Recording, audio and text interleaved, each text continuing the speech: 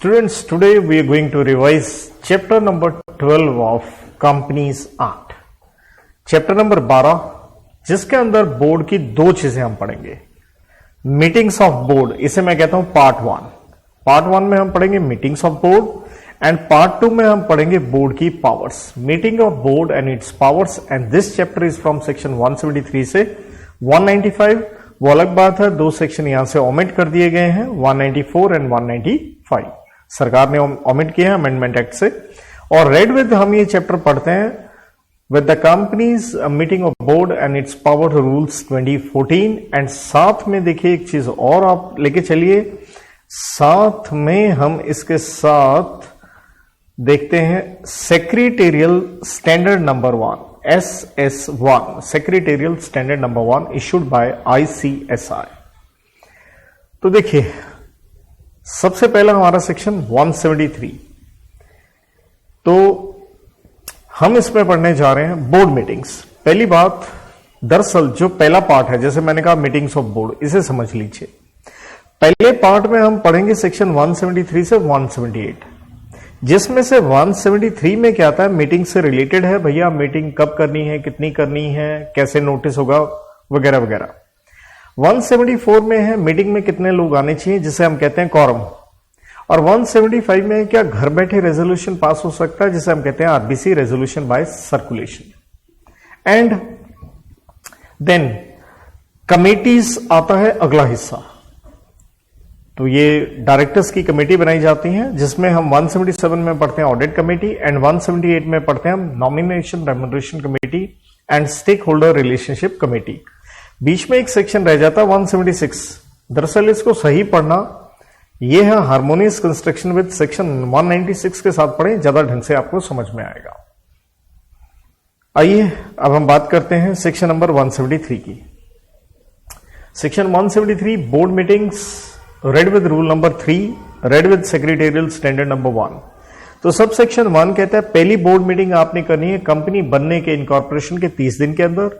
कहानी आती है सब्सिक्वेंट बोर्ड मीटिंग की, जिसमें आंसर दो कैटेगरी में है. एक तरफ है 5 छोटी छोटी कंपनियां, जहां था OPC small company, startup private company, section 8 company and dormant company. और दूसरा है अदर कंपनीज कह लीजिए, जो नॉर्मल आप कह सकते हैं. तो भैया कम से कम इन 5 छोटी कंपनियों को कम से कम मीटिंग करनी पड़ती है, मिनिमम 2 करनी पड़ती है. कब करनी पड़ती है? कैलेंडर ईयर के को 2 हिस्सों में ब्रेक कर लें. 1 board meeting in each half of calendar year, मतलब जून तक 1 और जुलाई से दिसंबर तक 1. जबकि नॉर्मल कंपनियों को साल में 4 करनी पड़ती है. और ईयर का मतलब है as per secretarial standard number 1 means calendar year. And maximum पे देखिए किसी भी कंपनी में कोई लिमिट नहीं है, लेकिन गैप जो रखना है 2 बोर्ड मीटिंग के बीच में, वो इन छोटी कंपनियों में आपको रखना पड़ता है कम से कम 90 डेज का. लेकिन सेक्शन 8 कंपनी में गैप की कोई आवश्यकता नहीं है. जबकि नॉर्मल केस में आपको मिनिमम नहीं है, ध्यान दीजिएगा, या मिनिमम था या मैक्सिमम है 120 दिन का गैप आपका मैक्सिमम हो सकता है. मतलब 120 दिन के अंदर कह लीजिए आपको सेकंड मीटिंग करनी ही पड़ेगी, क्योंकि इससे ज्यादा आप एक्सीड नहीं कर पाएंगे. इसके अलावा अगर आप OPC हैं तो स्वाभाविक है वहां एक ही डायरेक्टर होता है. ये हम 149 में पढ़ के आते हैं, तो इसलिए उसके ऊपर ना तो सेक्शन 173 लगता है, ना ही 174 कॉरम वाला लगता है. सब सेक्शन 3 बड़ा इंपॉर्टेंट है. हम कहते हैं नोटिस ऑफ बोर्ड मीटिंग बिल्कुल आपको देना होगा और सारे डायरेक्टर को देना होगा, जिसके अंदर ओरिजिनल एंड ऑल्टरनेट भी आ गया. कम से कम ये नोटिस होगा 7 दिन का और राइटिंग में होगा, डेट मीन्स ऑरली नहीं होगा.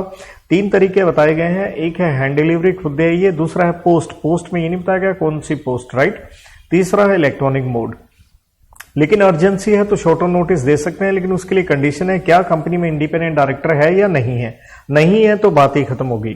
अगर इंडिपेंडेंट डायरेक्टर है तो शॉर्ट नोटिस के केस में एक इंडिपेंडेंट डायरेक्टर पक्का अटेंड करे. नहीं कर पाया है तो भैया आप क्या करें, जो भी आप बोर्ड मीटिंग में निर्णय लेना चाह रहे थे वो सर्कुलेट करें सारे डायरेक्टर्स को. एंड ये जो एक इंडिपेंडेंट डायरेक्टर कम से कम उसे क्या करे, रेटिफाई करे, जिसका मतलब है सब्सिक्वेंटली अप्रूव करे. तभी ये जो रेजोल्यूशन है आपका फाइनल हो पाएगा, वरना वो इनवैलिड हो जाएगा.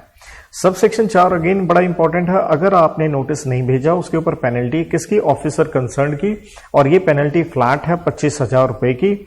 और सेक्रेटेरियल स्टैंडर्ड 1 देखिए वो कुछ एक चीज अलग से और कहता है. जैसे हमने कहा था कि आपने 7 दिन का नोटिस देना है, लेकिन SS1 क्या कहता है, अगर नोटिस आपने दिया रजिस्टर्ड पोस्ट या स्पीड पोस्ट से तो एडिशनल 2 डेज मिलेंगे, क्योंकि आप पोस्ट से भेज रहे हैं तो कहता है 2 दिन। देन मीटिंग बुलाने की जिम्मेवारी किसकी है? सेक्रेटेरियल स्टैंडर्ड 1 कहता है कोई भी director at any time can summon, जिसका मतलब है आप बोर्ड मीटिंग बुला सकते हैं। एंड क्या कंपनी में CS है या नहीं है, क्योंकि आप जानते होंगे CS तभी चाहिए जब पेड अप कैपिटल 10 करोड़ हो, और अगर CS नहीं है तो कोई भी पर्सन ऑथराइज बाय बोर्ड ये क्या करेगा? CS, जैसे हमने कहा डायरेक्टर की पावर है बुलाने की, तो CS डायरेक्टर के कहने पे बोर्ड मीटिंग कन्वीन करेगा, और जब बोर्ड मीटिंग कन्वीन करनी है, नोटिस इसी ने भेजना है, तो ये कंसल्ट करेगा विद चेयरमैन, अगर चेयरमैन नहीं है तो MD को, और अगर कंपनी में MD भी नहीं है तो CS किससे पूछेगा? होल टाइम डायरेक्टर अगर कंपनी में हो तो। Unless otherwise provided in articles, इसका मतलब है जब तक आर्टिकल्स में कुछ अलग से ना लिखा हो। जैसे अगर मैं टेबल F की रेगुलेशन 67 की बात करूं तो वो साफ कहती है डायरेक्टर में एंड मैनेजर और CS किसी भी डायरेक्टर के कहने पे मीटिंग बुलाएंगे। तो आर्टिकल में नहीं लिखा तो SS1 के मुताबिक मीटिंग बुलाई जाएगी। इसके बाद देखिए, अगर आपने नोटिस नहीं भेजा, स्वाभाविक है मीटिंग और रेजोल्यूशन इनवैलिड होंगे। Held in the case of Parmeshwari Prasad versus union of India. और SS1 ये कहता है जब आप नोटिस भेज रहे हैं तो स्वाभाविक है डायरेक्टर के रजिस्टर्ड एड्रेस पे भेजेंगे जो कंपनी के पास दिया गया है। नहीं भी दिया गया तो कोई टेंशन नहीं, जो उसका एड्रेस डीन में अपीयर कर रहा है, क्योंकि हर साल आपने DIR 3 KYC फाइल करना होता है। और अगर कोई स्पेशल रिक्वेस्ट है डायरेक्टर की, उसे नोटिस इसी तरीके से भेजा जाए तो आपको उस नोटिस के हिसाब से ही उस रिक्वेस्ट के हिसाब से ही नोटिस भेजना है। सबसेक्शन 2 कहता है रेड विद रूल नंबर 3 कि आप बोर्ड मीटिंग में पार्टिसिपेट कर सकते हैं। कैसे? या तो खुद आ जाइए या थ्रू व्हाट इलेक्ट्रॉनिक मोड्स या मीन्स कह लीजिए, जिसका मतलब है वीडियो कॉन्फ्रेंसिंग या अदर ऑडियो विजुअल मीन्स से आप मीटिंग अटेंड कर सकते हैं। और रूल 3 ने इसका मतलब बताया, जिसका मतलब है चाहे इलेक्ट्रॉनिक मोड है लेकिन आप कम्युनिकेट कर सकते हैं कॉन्करेंटली उसी समय without any intermediary and effectively by participation. लेकिन रूल 3 की कई कंडीशंस हैं, उसमें यह है कि भैया इलेक्ट्रॉनिक मोड से मीटिंग अटेंड करनी है आपके लिए एक ऑप्शन है, कोई जरूरी नहीं है। यहां चेयरपर्सन ऑफ मीटिंग की एंड CS अगर कंपनी में हो तो उसकी जिम्मेवारी है इस तरह से मीटिंग करवाने के लिए वो पूरी अरेंजमेंट, सेफगार्ड, सिक्योरिटी का ध्यान रखे, आइडेंटिफिकेशन इक्विपमेंट ऐसे हों जिन्हें देख सकें, आप सुन सकें, प्रॉपर आपको रिकॉर्ड जिसे हम कहते हैं मिनट्स 118 में बनाना पड़ेगा। सारे स्टैट्यूटरी रजिस्टर आप पेश करेंगे स्केड्यूल्ड वेन्यू पे एंड साइन करेगा डायरेक्टर्स जो प्रेजेंट हैं, और जो थ्रू वीडियो कॉन्फ्रेंसिंग से है उन्हें हम डीम्ड प्रेजेंट मान लेंगे। कोई और आदमी इलेक्ट्रॉनिक मोड जहां से आप कर रहे हैं ये सब, कोई और आदमी उसको एक्सेस नहीं कर सकता एक्सेप्ट CS या person permitted by board if disable director, क्योंकि डायरेक्टर अगर डिसेबल है तो बोर्ड अलाउ कर सकता है, कोई और पर्सन उसे अकंपनी कर सकता है। रोल कॉल ली जाएगी और बताया जाएगा, प्रॉपर रिकॉर्ड किया जाएगा कहाँ आपका नाम है, लोकेशन कहाँ आप बैठे हो, कोई और तो नहीं आपके साथ बैठा है। फिर इलेक्ट्रॉनिक मोड से जो मीटिंग हुई उसका प्रॉपर एक रिकॉर्ड एंड स्टोरेज उस टेप वगैरह का किया जाएगा, और उसे डेट टाइम वगैरह सब कुछ तरीके से लिखा जाएगा जब तक उस साल का ऑडिट क्या ना हो जाए, कंप्लीट ना हो जाए। किसी कारणवश अगर स्टेटमेंट बाय डायरेक्टर इंटरप्टेड या गाबल्ड हो जाती है, अनक्लियर है, तो चेयरपर्सन कह सकता है कि भैया आप दोबारा से इस चीज को बोलिए और उसे आइडेंटिफाई करेगा। At the end of board meeting on each agenda item chairman chairperson क्या है वो अनाउंस करेगा अपना समरी ऑफ डिस्कशन, और साथ में बताएगा कौन से डिसेंटिंग डायरेक्टर एंड डिसीजन स्वाभाविक है बाय मेजॉरिटी होगा। क्वारम प्रेजेंट होना चाहिए थ्रू आउट द मीटिंग, वरना इनवैलिड हो जाएगा। स्केड्यूल्ड वेन्यू क्या माना जाएगा मीटिंग का इलेक्ट्रॉनिक मोड में? कहता है जो नोटिस में हमने क्या किया है स्पेसिफाई किया है, ड्राफ्ट मिनट्स प्रिपेयर किए जाएंगे और वो भेजे जाएंगे सारे डायरेक्टर्स को, चाहे आए हैं या इलेक्ट्रॉनिक मोड से आए हैं, 15 दिन के भीतर मीटिंग के, क्योंकि इन डायरेक्टर्स को क्या करना है, ये मिनट्स अप्रूव करने होते हैं। ये बड़ा इंपॉर्टेंट रहेगा, स्टार पॉइंट है देखिए, 7 दिन के भीतर या जो भी रीजनेबल टाइम बोर्ड ने बताया है, लेकिन इन्होंने इतने दिनों में अगर रिप्लाई नहीं किया तो हम मान लेंगे presumed they are approved. Then आपको एक राइट दिया गया है एज ए डायरेक्टर कि आप साल के शुरू में ही अपनी इंटेंशन बता सकते हैं कि इलेक्ट्रॉनिक मोड से मैं वोट डालूंगा और at the beginning of calendar year, और ये वैलिड 1 साल के लिए रहेगी। नो डाउट आप may attend in person after advance notice, वो अलग बात है कि आप आ भी सकते हैं। इसके बाद देखिए मीटिंग हुई तो आपको ध्यान रखना चाहिए यहाँ पे सेक्शन 118 मिनट्स का भी थोड़ा नॉलेज होना चाहिए। मिनट्स का मतलब होता है रिकॉर्ड, कहाँ हुई मीटिंग, कब हुई, कौन आया, कौन डिसेंटिंग, प्रेजेंट, ये सब कुछ है। हर मीटिंग का देखिए अलग से हम क्या बनाते हैं, मिनट्स बनाते हैं।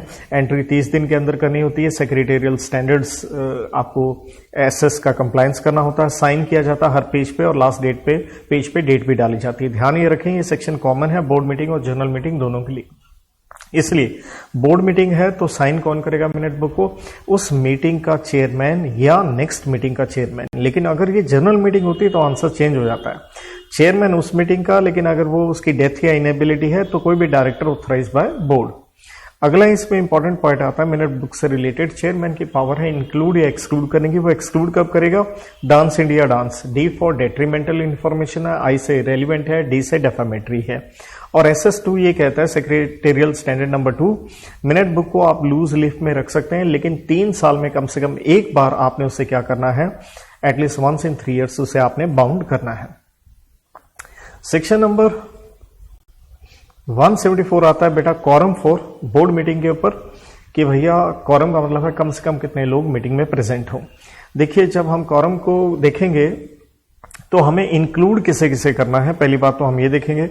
देखिए जब इंक्लूड करने की बात आती है तो ऑब्वियसली सिर्फ यही नहीं जो पर्सनली मीटिंग में आए हैं, बल्कि जैसे हमने कहा था जो इलेक्ट्रॉनिक मोड से भी आए हैं उनको भी हम कॉरम में लेके चलेंगे। लेकिन एक्सक्लूड भी करना है कुछ डायरेक्टर्स को। कौन से? उन डायरेक्टर्स को हम एक्सक्लूड करेंगे जिनका क्या है, पर्सनल इंटरेस्ट है। जो भी मीटिंग में आपने कोई ट्रांजैक्शन करनी है कोई, तो उसमें इंटरेस्टेड डायरेक्टर, और इंटरेस्टेड के ऊपर आता है सेक्शन 184(2), तो उसको हम कंसिडर नहीं करेंगे। लेकिन अगर आप क्या है, ध्यान रखिएगा, अगर आप हैं प्राइवेट कंपनी तो हम इंटरेस्टिंग डायरेक्टर को कॉरम में इंक्लूड करते हैं, लेकिन उसको पहले अपना इंटरेस्ट का डिस्क्लोजर देना पड़ेगा। अब ये कॉरम के लिए नंबर कितना है, आंसर को हम 3 कैटेगरी में ब्रेक कर रहे हैं। सबसे पहले सेक्शन 8 कंपनी, अगर उसने एनुअल रिटर्न या फाइनेंशियल स्टेटमेंट की फाइलिंग का डिफॉल्ट नहीं किया है तो इनके लिए जो कॉरम है वो है 25% of total strength of directors, या 8 मेंबर का मतलब यहाँ डायरेक्टर है, और दोनों में से क्या लेके चलेंगे, विच एवर इज लेस। लेकिन एक चीज दिमाग लगाइएगा, कॉरम में कम से कम हमें लोग कितने चाहिए होंगे, 2 तो चाहिए ही होंगे। और कोई भी आप परसेंटेज निकाल रहे हैं, जैसे यहाँ 25%, तो हो सकता है फ्रैक्शन में आंसर आए, तो हमें हमेशा राउंडिंग ऑफ किस में करनी है, ये पक्का ध्यान रखें, राउंडिंग ऑफ हमेशा हमें 1 में करनी है। देन अदर कंपनीज, मतलब अदर देन सेक्शन 8 कंपनी, तो ये मेन हो गया। तो यहाँ कॉरम जैसे यहाँ 1/4 या 25% था, यहाँ 1/3 है। जैसे यहाँ 8 था, 8 की बजाय यहाँ 2 डायरेक्टर है। लेकिन इंपॉर्टेंट पॉइंट है, यहाँ है विच एवर इज हायर, जबकि यहाँ क्या था, विच एवर इज लेस था।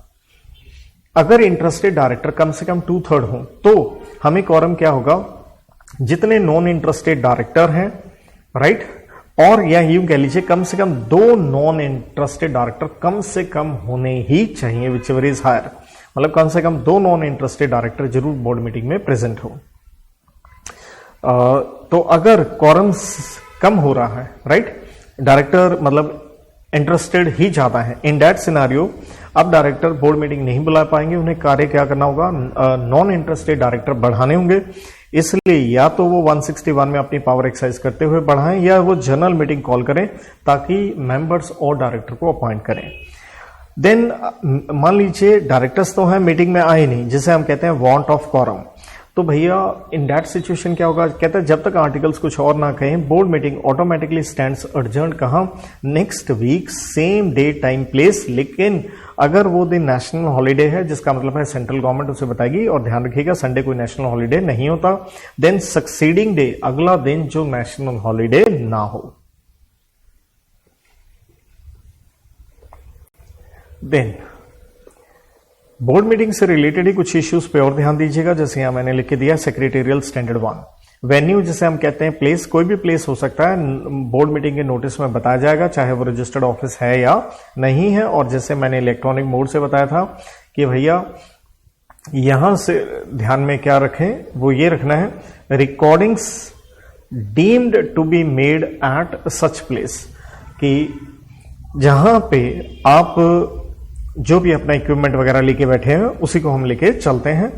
देन दूसरी बात आती है यहां पे डे से रिलेटेड, डे कोई भी हो सकता है, जैसे हमने पहले कहा कि बस कोई भी डे हो, इवन चाहे नेशनल हॉलीडे हो सकता है। लेकिन ध्यान रखिएगा, जैसे अभी हमने 174 में पढ़ा था, अगर वो बोर्ड मीटिंग अजर्न होती due to want of quorum तो नेशनल हॉलीडे नहीं हमें चाहिए, वरना नेशनल हॉलीडे चलेगा। टाइम कोई भी हो सकता है, एजेंडा तो ऑब्वियसली है वो आप नोटिस के अंदर स्पेसिफिकली लिख के देंगे और राइट तो वो तो आपको जैसे हमने कहा था नोटिस 7 दिन का आपने देना है उसके अंदर आप लिख के देंगे।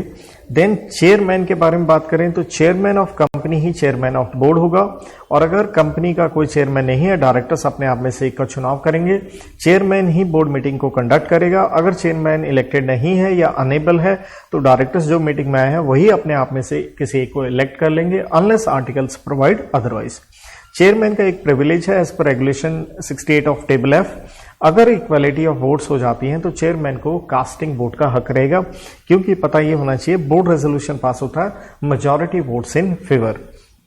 वोटिंग जब होगी बोर्ड मीटिंग में तो हर एक डायरेक्टर को सिर्फ एक वोट मिलेगा, शेयर होल्डिंग का इससे कोई लेना देना नहीं है। प्रॉक्सी आपको अलाउड नहीं है क्योंकि under section 166 duty of director में हमने देखा था director can not assign his office, वो अपनी कुर्सी पे किसी और को बिठा नहीं सकता। अगला प्रश्न है क्या डायरेक्टर ड्यूटी बाउंड है बोर्ड मीटिंग अटेंड करना? ऐसा हमने 166 में क्लियरली नहीं पढ़ा था लेकिन आर्टिकल्स में लिखा जा सकता है।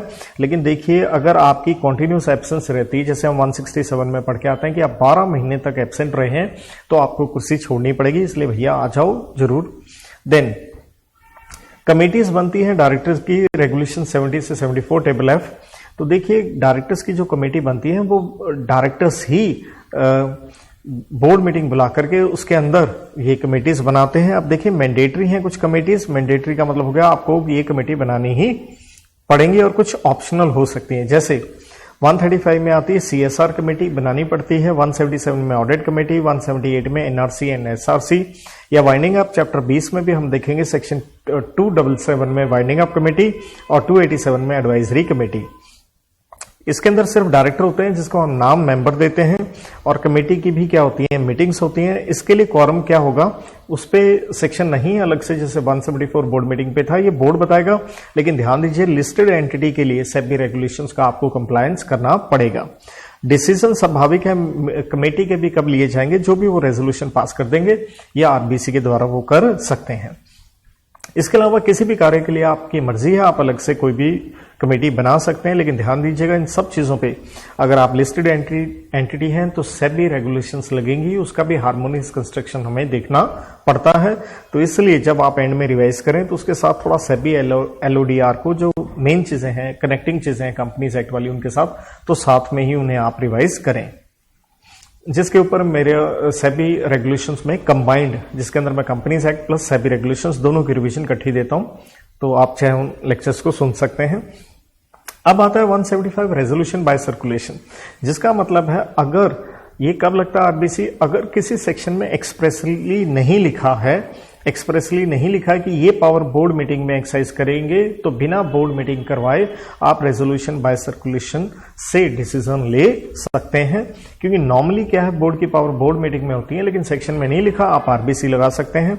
इसके लिए प्रोसीजर क्या है, एक ड्राफ्ट कॉपी आप क्या करें तैयार करें रेजोल्यूशन की विद नेसेसरी पेपर्स और उनको सारे डायरेक्टर्स को भेज दीजिए eight there registered address. Important point है यहाँ पे ये कि in India is very very important over here, ये पक्का ध्यान रखिएगा, स्टार पॉइंट है।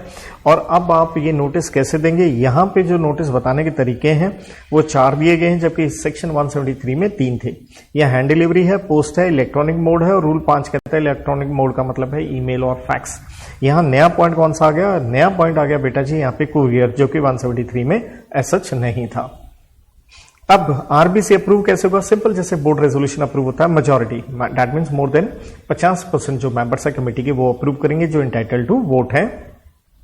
अगर डिसेंटिंग डायरेक्टर्स मतलब डायरेक्टर खफा है कि आरबीसी से डिसीजन नहीं लेना, बोर्ड मीटिंग में लेना है, तो कम से कम वो डायरेक्टर कितने हो, 1/3 इन नंबर, ऑब्वियसली राउंडिंग ऑफ 1 में करेंगे, तो वो चेयरपर्सन साहब को कह सकते हैं कि भाई साहब आरबीसी से डिसीजन नहीं लेंगे, आपको बोर्ड मीटिंग बुलानी ही पड़ेगी।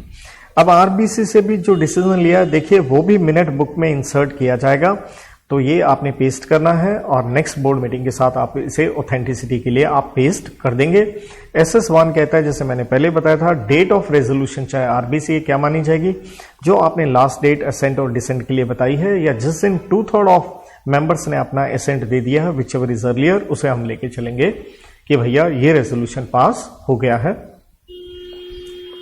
सेक्शन नंबर 176, जिसे ध्यान रहे 196 के साथ हार्मोनियस पढ़ना चाहिए, ये क्या कहता है, अगर किसी भी डायरेक्टर की अपॉइंटमेंट में क्या है कोई डिफेक्ट है तो उससे जो भी उस डायरेक्टर किसी भी कार्रवाई में वो शामिल था उससे कुछ भी इनवैलिडेट नहीं होगा।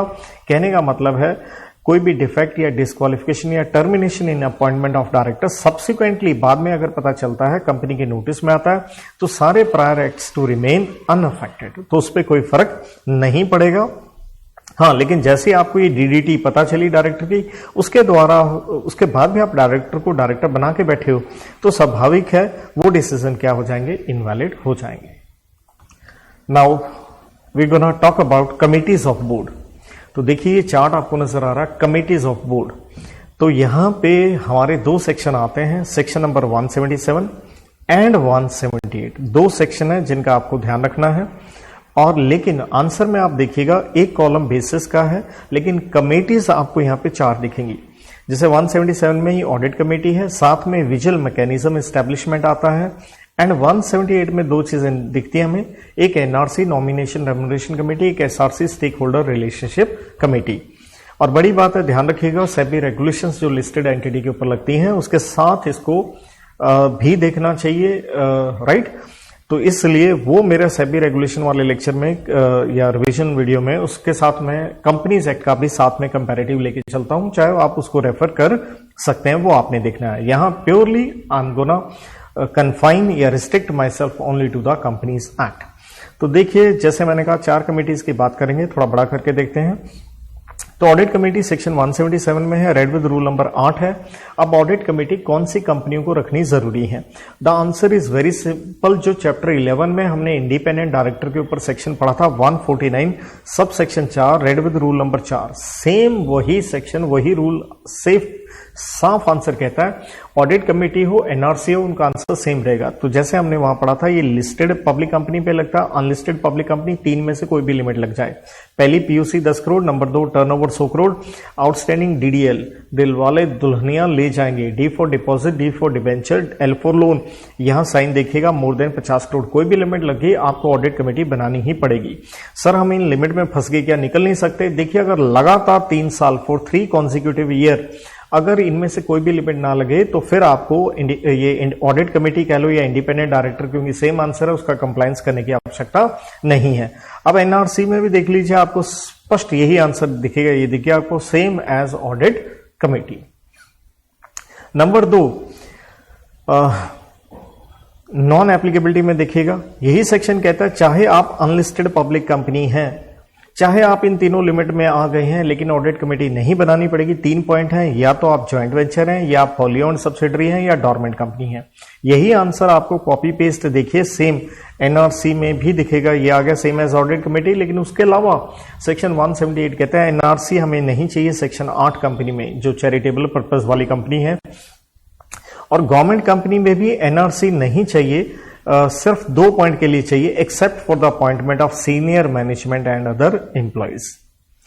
देर आफ्टर हम विजिल मैकेनिज्म को देखेंगे। विजिल मैकेनिज्म ध्यान से देखिएगा, रेड विद रूल नंबर 7 आता है ये। Vigil mechanism listed public company में चाहिए, तो इसका मतलब क्या हो गया? इसका मतलब साफ हो गया, अगर लिस्टेड कंपनी है तो ऑडिट कमेटी के साथ विजिल मैकेनिज्म भी है, लेकिन अनलिस्टेड के साथ जैसे यहां 3 लिमिट थी, अब यहां वो बात नहीं है, क्योंकि अगला पॉइंट क्या है, कंपनी हैविंग पब्लिक डिपॉजिट, तो पब्लिक डिपॉजिट सिर्फ पब्लिक कंपनी लेती है। तीसरा company having more than 50 crore, sign more than 50 crore का ही है। बोरिंग्स फ्रॉम बैंक और एफआई, तो दैट मींस इसका मतलब क्या हुआ, यहां पे कंपनी लिखा, हमने अनलिस्टेड पब्लिक कंपनी तो नहीं कहा, तो प्राइवेट भी हो सकती है, प्रोवाइडेड बोरिंग्स बैंक या एफआई से क्या है मोर देन 50 करोड़। और एक बड़ा फर्क आपने ये देखना है, यहां ये जो तीनों लिमिट थी ये हम देखते होते हैं as per last audited financial statement पिछले साल की, लेकिन जब यहां पे हम ये लिमिट देखते हैं विजिल मैकेनिज्म में 50 करोड़ वाली, तो यहां ध्यान दीजिएगा ये 50 करोड़ की लिमिट कब देखनी है, एज सच सेक्शन में स्पेसिफाइड नहीं है।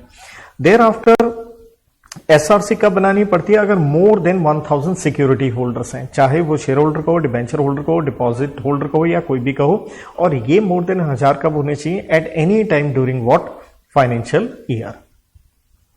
नेक्स्ट पॉइंट आता है कि भैया कॉन्स्टिट्यूशन, सभी का आंसर सेम है, बोर्ड ऑफ डायरेक्टर ही सारे ये कमेटियों को बनाते हैं। अब आता है इस बोर्ड ऑफ कमेटी का कॉम्पोजिशन, जो भी कमेटीज हैं, ऑडिट कमेटी में भी मिनिमम देखिए 3 डायरेक्टर होंगे, आपको एनआरसी में भी मिनिमम 3 ही दिखेगा।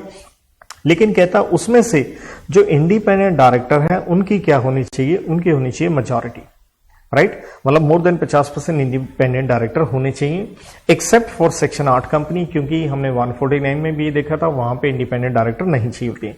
कंडीशन ये है majority of members including chairperson जो कमेटी का है वो कॉमर्स बैकग्राउंड का होना चाहिए, means ability to read and understand financial statements. Then NRC में देखिए वही 3 डायरेक्टर दिख रहे हैं, लेकिन सारे के सारे नॉन एग्जीक्यूटिव डायरेक्टर होने चाहिए। और कहते हैं यहां पे इंडिपेंडेंट डायरेक्टर कितने होने चाहिए, हाफ होने चाहिए। और यहां रिस्ट्रेंट क्या है, चेयरपर्सन ऑफ कंपनी, चाहे वो हो सकता है ईडी हो या नॉन ईडी हो, वो उसके लिए एक एक्सेप्शन दी गई है, एक तरह की एक्सेप्शन है, वो मेंबर एनआरसी का हो सकता है, चाहे वो क्या है, ईडी है, लेकिन वो एनआरसी को क्या नहीं करेगा, चेयर नहीं करेगा, चेयरपर्सन नहीं होगा। एसआरसी में भी चेयरपर्सन होगा, लेकिन वो नॉन एग्जीक्यूटिव डायरेक्टर होगा, बाकी मेंबर्स जितने बोर्ड को ठीक लगे वो अपॉइंट कर सकते हैं।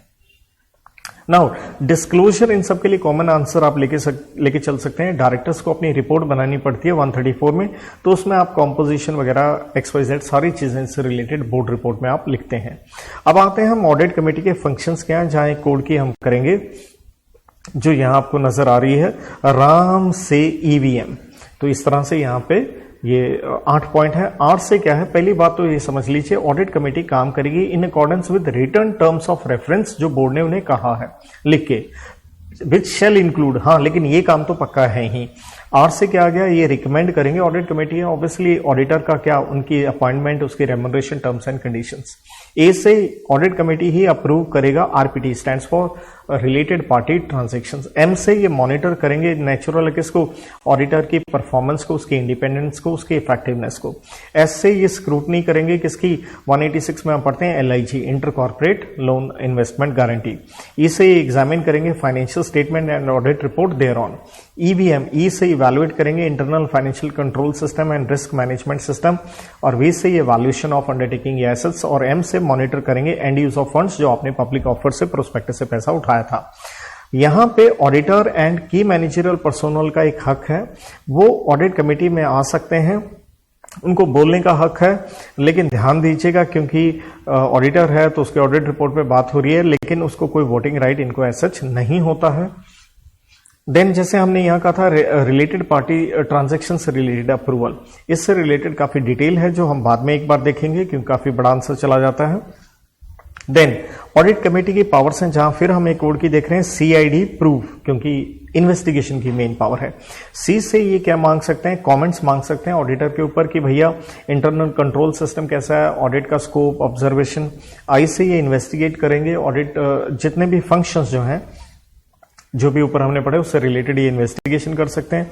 और इसके लिए वो डिस्कस कर सकते हैं कोई भी रिलेटेड इशू, किसी भी ऑडिटर के पास इंटरनल या स्टैट्यूटरी प्रोफेशनल एडवाइस वो इन्वेस्टिगेशन के लिए ले सकते हैं। और रिव्यू करेंगे financial statements before submission to board. और वो कोई भी पूरी इंफॉर्मेशन कंपनी के किसी भी एम्प्लॉय से इन्वेस्टिगेशन से रिलेटेड मांग सकते हैं। एंड वी से रिलेटेड है विजिल मैकेनिज्म को ध्यान दीजिएगा, ऑडिट कमेटी ही मॉनिटर करेगा। क्योंकि देखिए विजिल मैकेनिज्म में जब हम आते हैं, बड़ी बात यही है, उसके फंक्शंस क्या हैं, जैसे कोड की है पा, मदर एंड फादर, तो उसमें कॉमन आपको दिखेगा ऑडिट कमेटी। लेकिन देखिए ऑडिट कमेटी अगर नहीं होती कंपनी में, क्योंकि उसके लिमिट्स में अगर नहीं आई, तो वहां पे आंसर हमें दिखेगा बोर्ड ऑफ डायरेक्टर। जैसे पी से है, और विजिल मैकेनिज्म का पर्पस ही क्या है कि सारे डायरेक्टर्स एंड एम्प्लॉइज रिपोर्ट करेंगे कोई भी जेन्युइन कंसर्न जो कंपनी में हो रहे हैं, और इनसे रिलेटेड, इससे रिलेटेड उनके लिए एडिक्वेट सेफगार्ड लगाए जाएंगे कि वो रिपोर्ट कर रहे हैं ताकि कोई उनके खिलाफ कार्रवाई ना करे, विक्टिमाइजेशन ना हो। इसलिए उनको एक प्रोविजन दी जाती है, वो डायरेक्टली आके मिल सकते हैं चेयरपर्सन ऑफ ऑडिट कमेटी, लेकिन ऑडिट कमेटी नहीं है तो डायरेक्टर ऑथराइज्ड बाय बोर्ड। और एम से विजिल मैकेनिज्म का काम ही क्या है, ये विजिल मैकेनिज्म बना है तो उसको भी तो कोई विजिल करेगा, तो इसलिए मॉनिटरिंग उसकी कौन करेगा, सेम आंसर है वही चेयरपर्सन ऑफ ऑडिट कमेटी, वरना कोई डायरेक्टर ऑथराइज्ड। अगर कोई फ्राइवोलस कंप्लेंट, जैसे हमने कहा था रिपोर्ट करेंगे जेन्युइन कंसर्न, फ्राइवोलस फेक कंप्लेंट है तो स्वाभाविक है उसके ऊपर वही ऑडिट कमेटी का चेयरपर्सन या डायरेक्टर ऑथराइज्ड बाय बोर्ड, अगर ऑडिट कमेटी नहीं है तो कंप्लेनेंट के खिलाफ कार्रवाई भी करेगा। एनआरसी क्योंकि नाम ही था नॉमिनेशन एंड रेम्युनरेशन कमेटी, तो इसलिए कोड की है आइडिया। तो आई से क्या करेंगे, आप आइडेंटिफाई करेंगे पर्सन जो क्वालिफाइड हैं, जो डायरेक्टर बन सकते हैं या कंपनी की सीनियर मैनेजमेंट में आ सकते हैं। इसके लिए डी से आप डिटरमिन करेंगे क्राइटेरिया, उनकी क्वालिफिकेशन, उनके पॉजिटिव एट्रीब्यूट्स, उनके इंडिपेंडेंस के ऊपर, और इवैल्यूएशन करेंगे आप डायरेक्टर्स की, बोर्ड की, कमेटी की, क्या उनकी परफॉर्मेंस रही है और जो भी है उनसे रिलेटेड जो उन्होंने अपना कंप्लायंस वगैरह किया है या नहीं किया है, और जो भी इनकी इवैल्यूएशन करनी है, परफॉर्मेंस जो है वो बाय बोर्ड, एनआरसी या कोई इंडिपेंडेंट एजेंसी भी हो सकती है। ए से है ये एक पॉलिसी बनाएंगे और बोर्ड को रिकमेंड करेंगे डायरेक्टर, केएमपी या एम्प्लॉय से रिलेटेड ए से कैसे उनकी अपॉइंटमेंट करनी है, उनका रिमूवल या रेम्यूनरेशन।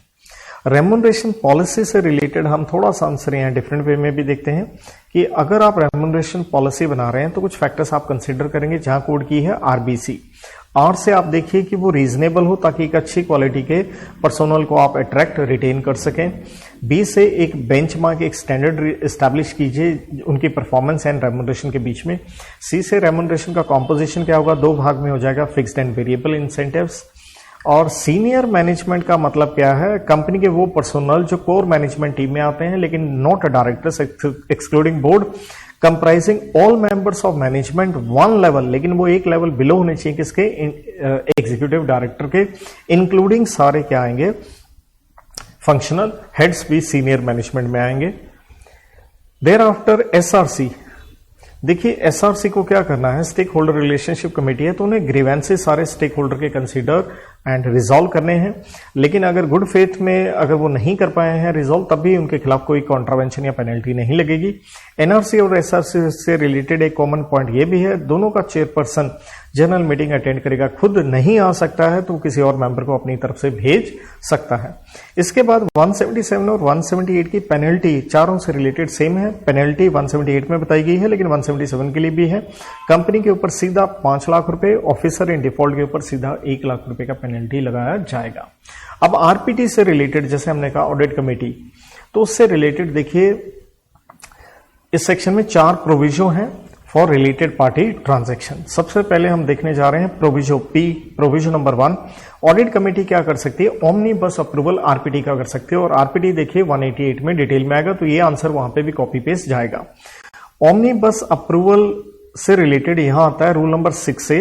ओमनीबस अप्रूवल का मतलब क्या है, एनुअल बेसिस पे होता है, वन टाइम होता है कि 1 साल के लिए आप वन टाइम ही अप्रूवल कर सकते हैं। कंडीशंस क्या है, audit committee after approval from board एक क्राइटेरिया स्पेसिफाई करेगा जिसके लिए वो क्या दिखेगा, maximum value of transactions in aggregate, पर ट्रांजैक्शन की वैल्यू भी देखेगा, डिस्क्लोजर्स भी मांगेगा, और टाइम टू टाइम इसको वो रिव्यू भी करता जाएगा।